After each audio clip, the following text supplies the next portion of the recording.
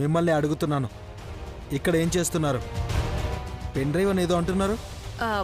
Pen drive కాదు, pin to pin వెతుకు అంటున్నాను. ఏంటి వెతికేది? ఏంటి అరుస్తున్నావేంటి?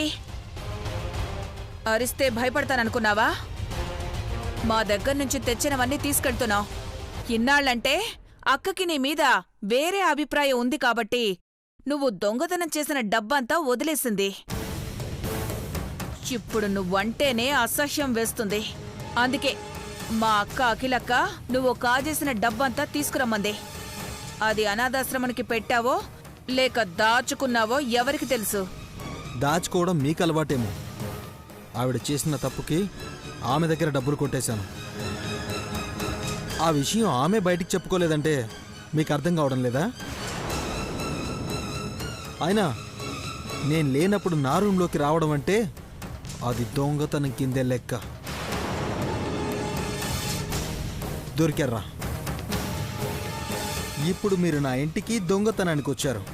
రే సూర్య, పోలీసులకు ఫోన్ చేయరా.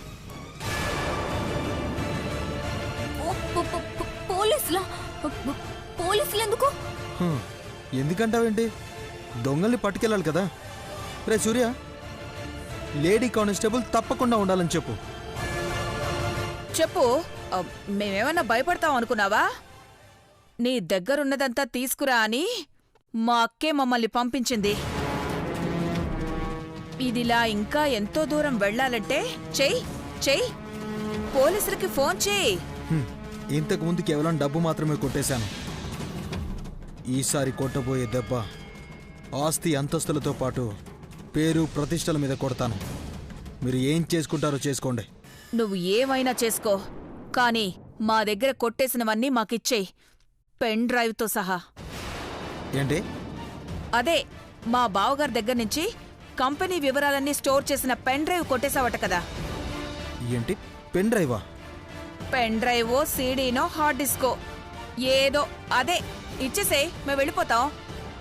మా గ్రాండ్ పా దగ్గర నుంచి నువ్వు కొట్టేసిందేంటో అదే ఇవ్వు. నా తల్లిదండ్రులకు సంబంధించిన ఆధారాల్ని నాశనం చేసింది వాళ్ళు. ఏయ్, ఇక్కడ మీకేది దొరకదు, ఏమీ తీసుకుపోలేరు. కానీ ఈ గదంతా నీట్గా సర్ది వెళ్ళండి, లేదంటే నిజంగానే పోలీసులు వస్తారు. ఏంటి ఇవన్నీ మేం సర్దాలా? నాశనం చేయడం సులభం, కానీ నిలబెట్టడం చాలా కష్టం. తెలిసి కూడా అదే చేస్తావన్నమాట. ఓయ్, 2 నిమిషాలు టైం ఇస్తున్నా. గది మీరొచ్చినప్పుడు ఎలా ఉందో అలాగే ఉండాలి. సర్దండి. పదువే.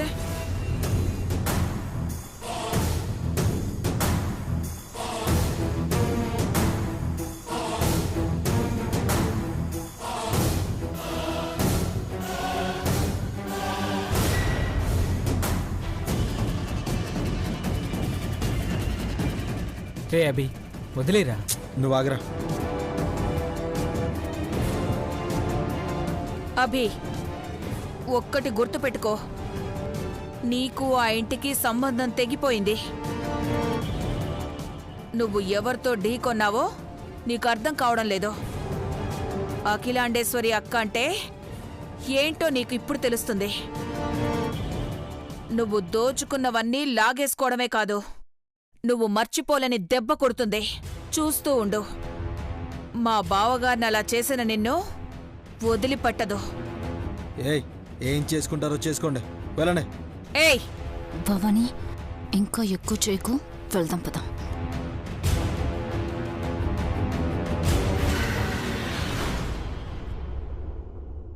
రేయ్, అఖిలాండేశ్వరి గారు వీళ్ళని పంపించండ్రు, వీళ్ళే వచ్చుంటారు.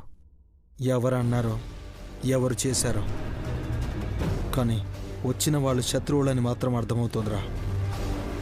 సూర్య, వాళ్ళు ఏమడిగారు? CD, pen drive, hard disk. Hard disk ఏదో డేటా అంటున్నారు కదా. అంటే ఆ ఎవిడెన్స్ని అతను నాశనం చేయలేదు, ఎక్కడ ఉంది. దానికోసమే వీళ్ళు వచ్చారు, కానీ తెలివిగా ఏదేదో చెప్పి వెళ్ళిపోయారు. అభి, శివశంకర్ గారు నీకేదైనా ఇచ్చారా? నాకేం ఇవ్వలేదురా, కానీ వీళ్ళు వచ్చిన దాన్ని బట్టి చూస్తే ఖచ్చితంగా పెన్ డ్రైవ్ లాంటిది ఏదో ఉంది.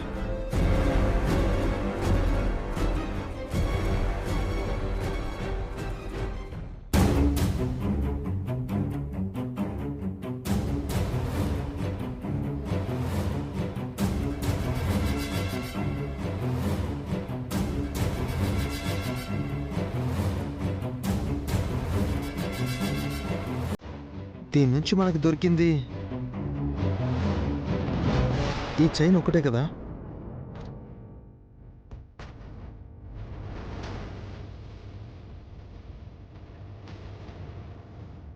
మొత్తానికి ఆ ఎవిడెన్స్ ఏదో ఉంది సూర్య.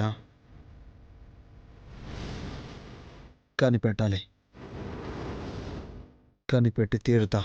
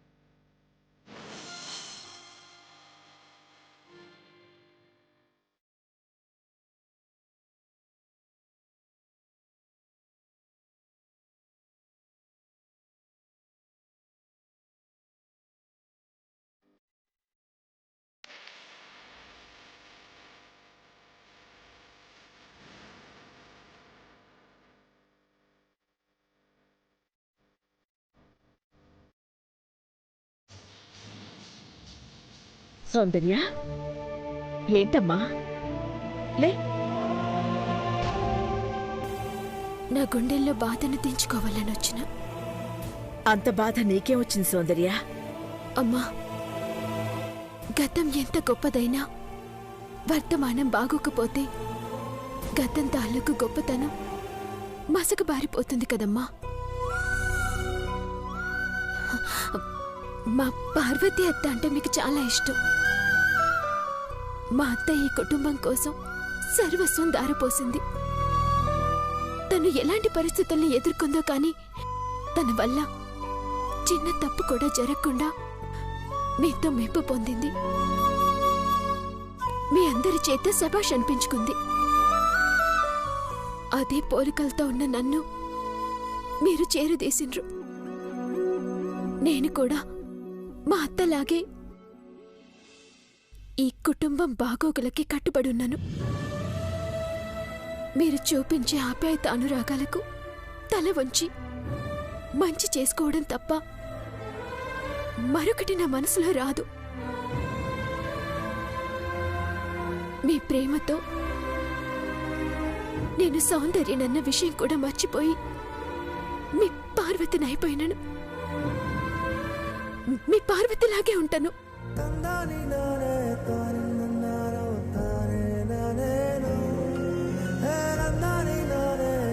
నమ్మకం అనేది బంధానికి, అనుబంధానికి ఆత్మ లాంటిది అంటారు కదమ్మా. మీరు నాపై పెట్టుకున్న నమ్మకానికి ఎలాంటి కలంకం రానివ్వను. నమ్మకం ఉంటే మౌనం కూడా అర్థం అవుతుంది సౌందర్య. మీ మౌనం నాకు అర్థమైందమ్మా. ఆ దైవం నా కన్నీళ్లు చూడట్లేదని నేను అనుకోవడం లేదు.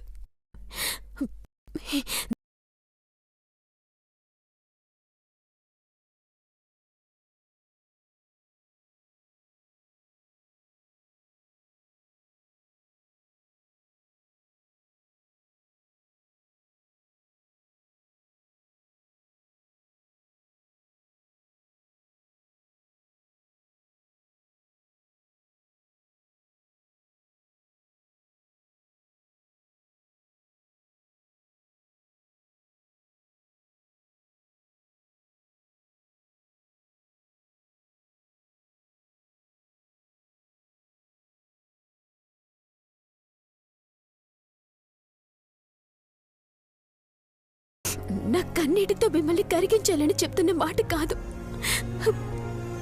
అభి చేతనైతే ఎదుటోళ్ళకి సాయం చేస్తాడే తప్ప చంపేంత రాక్షసత్వం అతనిలో లేదమ్మా. నమ్మించడం కోసం చెప్తున్న మాట కాదమ్మా, నమ్మిన కాబట్టి చెప్తున్న మాట. అభి అలాంటోడు కాదు.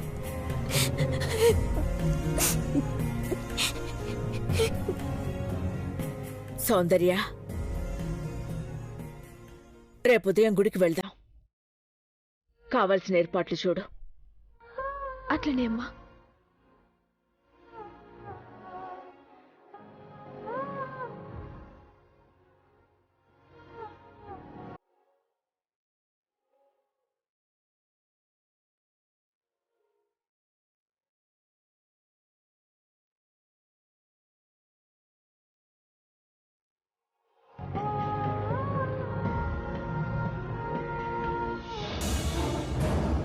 బావా, ఇక్కడున్నావా? ఒంటరిగా ఏం ఆలోచిస్తున్నావు క్రిష్? చెప్పు భవాని. మీ గ్రానీ పరిస్థితి చూస్తుంటే బాధగా ఉంది కదా? గ్రాండ్ పాని చూస్తుంటే జాలిగా ఉంది భవానీ. దీనంతటికీ కారణమైన వ్యక్తుల్ని ఎప్పటికీ క్షమించకూడదు క్రిష్. గ్రాండ్ పాని గాయపరిచి గ్రానీని ఇబ్బంది పెట్టిన వాళ్ళెవ్వరిని నేను వదిలిపెట్టను భవాని. ఆ మాట మీదే ఉండు క్రిష్. గ్రాండ్ పాన్ చూసావా? బావగారి భయం ప్రతి మాటలోనూ అభి అభి అంటూ వణికిపోతున్నారు. పెదబాబు రూపంలో ఉన్నాడని అభిని ఇంటికి తీసుకొస్తే అతన్ని చూసి బావగారు భయంతో ఏమైనా చేసుకుంటారేమోనని ఆ ఆలోచనకి భయం వేస్తోంది. ఏం మాట్లాడుతున్నావు భవాని? అవును క్రిష్, అభిని గుర్తు చేసుకుంటూ భయపడుతున్న బావగారు ఇంట్లో పెదబాబు ఫోటోలు చూసి అభిని గుర్తు చేసుకుని ఏమవుతారో అని. పెదనాన్న ఫోటో చూస్తే నీకు మాత్రం పెదనాన్న, కానీ ఆ రూపం మాత్రమే గుర్తున్న బావగారు అభి అని భ్రమపడి భయంతో ఏం చేస్తారో అని ఆందోళనగా ఉంది క్రిష్. ఏం చేయగలం భవాని? అలా ఊరుకుంటే ఎలా క్రిష్? బాధగా అనిపించినా ఇంట్లో పెదబావు ఫోటోలన్నీ తీసి బయటపడేయచ్చు. దేవా పార్వతుల రూపాల్లో ఉన్నారనేగా అభి సౌందర్యాల కోసం ఆరాటపడి బావగారికి ఈ గతి పట్టించారు. అందుకే మీ గ్రాండ్ పా మామూలు మనిషి అయి మీ గ్రానీ హ్యాపీగా ఉండాలంటే వాళ్ల తాలూకు గుర్తులు మనుషులు ఏవీ ఇంట్లో ఉండకూడదు క్రిష్.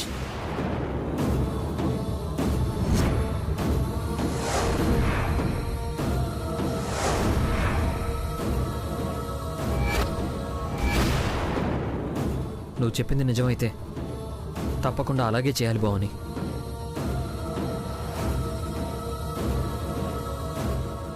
క్రిష్,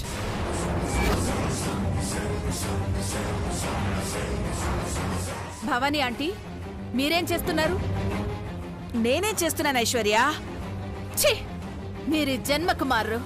పిల్లలకు చెప్పాల్సినవి ఇలాంటి మాటలేనా? ఇప్పటి వరకు జరిగిన అనర్థాలు సరిపోవన్నట్టు పిల్లల మనసుల్ని ద్వేషంతో నింపి ఏం సాధించాలనుకుంటున్నారు? మామ్, భవాని చెప్పిన దాంట్లో కూడా నిజం ఉంది కదా. క్రిష్, ఇప్పటి వరకు ఏం జరిగిందో నీకు తెలీదు. తనకు అవసరమైనంత వరకే చెప్పి నిన్ను రెచ్చగొడుతుంది. ఎప్పుడూ పూర్తిగా తెలుసుకోకుండా ఒక నిర్ణయానికి రావడం తప్పు. మామ్, మావయ్యకి దెబ్బ తగిలి అలా అయ్యారు. దెబ్బ తగలక ముందు వాళ్ళిద్దరూ ఈ కుటుంబం ఒక్కటిగా కలిసుండాలని కలలు కన్నారు. చేతనైతే వాళ్ల కలల్ని తీర్చే ప్రయత్నం చేయి. అంతేకాని ఇలాంటి మాటలు విని ఈ ఇంటికి అన్యాయం చేయాలని ప్రయత్నించుకు. ముందు ఆ ఫోటోని తీసిన దగ్గరే పెట్టు.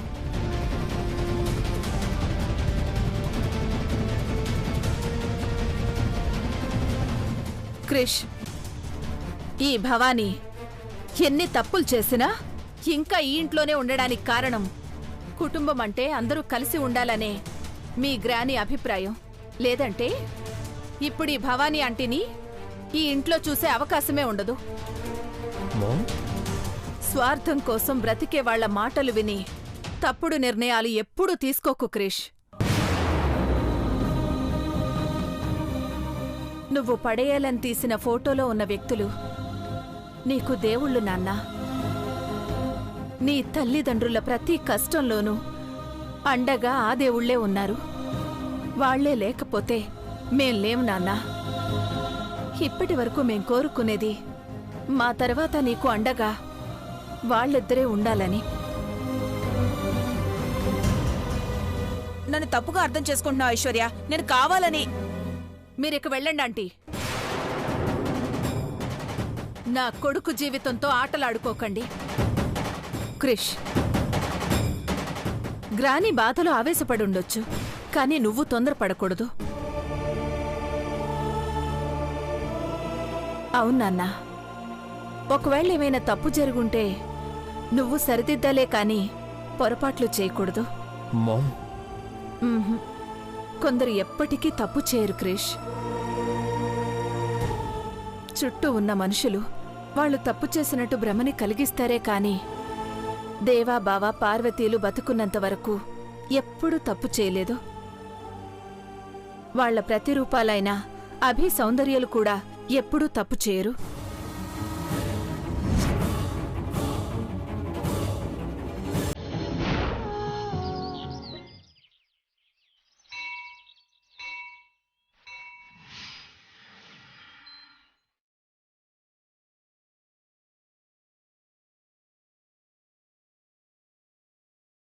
ఆంటీ, మనమెప్పుడు ఈ గుడికి రాలేదు. ఈరోజేమైనా విశేషముందా? ఈ గుళ్ళో విశేషం కాదు, ఈ గుడికే విశేషం ఉంది ఐశ్వర్య. ఏందమ్మా విశేషం? దారి తెన్నో తెలియక అంధకారంలో ఉన్న సమస్యలకి కూడా పరిష్కారం చూపిస్తుందట ఈ జగన్మాత. పదండి.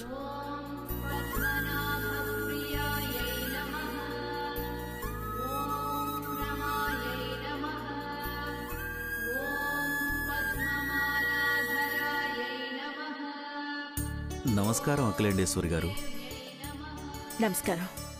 నేను మీకు పరిచయం లేకపోవచ్చు, కానీ మీరు ఈ గుడిలోని ఆలయ కమిటీ నుంచి అందరికీ సుపరిచితులేనండి. ఈ అమ్మవారు ఎంతో విశిష్టత గల తల్లి. కానీ డెవలప్మెంట్ లేకుండా పాతబడినట్టు ఉండేది. కానీ ఓ రోజు మీ పెద్ద కుమారుడు ఘట్టమనేని దేవేంద్ర తను ప్రేమించిన పార్వతిని తీసుకుని అమ్మవారి విశిష్టతను తెలుసుకుని వచ్చారు.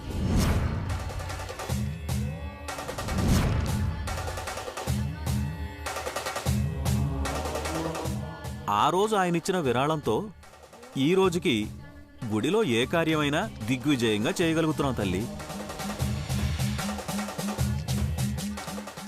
పెద్ద బాబు.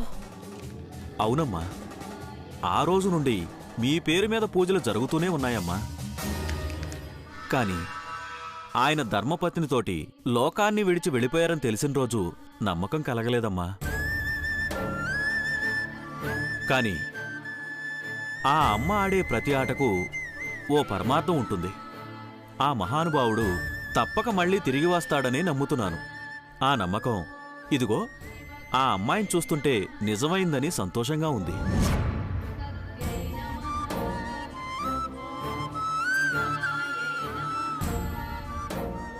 అమ్మా,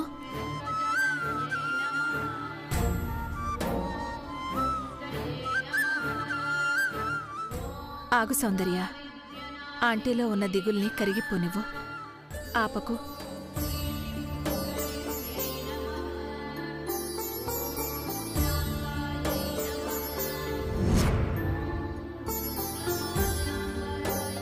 అమ్మా జగన్మాత, అన్నీ తెలిసే ఇలా పరీక్ష పెడుతున్నావా తల్లి? పెద్దబాబు నా ఊపిరి, ఆ ఊపిరి తీసి ప్రాణం ఉన్న బొమ్మను చేశావు. నిర్జీవంగా ఉన్న జీవితాన్ని మొండిగా నడిపిస్తున్నా. అది సరిపోనట్టు నా భర్తని శిక్షించి నన్ను జీవోత్సవాన్ని చేశావు. చెప్పు తల్లి, నేను చేసిన తప్పేంటి? నేనేం చేస్తే శాంతిస్తావు? నా యావదాస్తిని నీకు నిలువు దోపిడి ఇవ్వనా? నాలో మిగిలి ఉన్న ప్రాణాన్నివ్వనా తల్లి? మార్గం చూపించు తల్లి, నిన్ను నమ్మి వచ్చాను.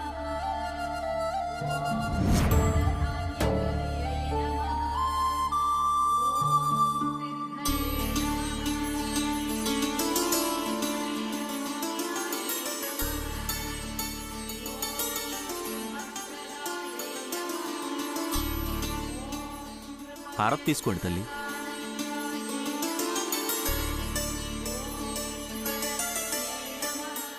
అమ్మా, అధైర్యపడకండి. మార్గం చూపాలనుకుంది కాబట్టే ఆ తల్లి మిమ్మల్ని ఇక్కడికి రప్పించింది.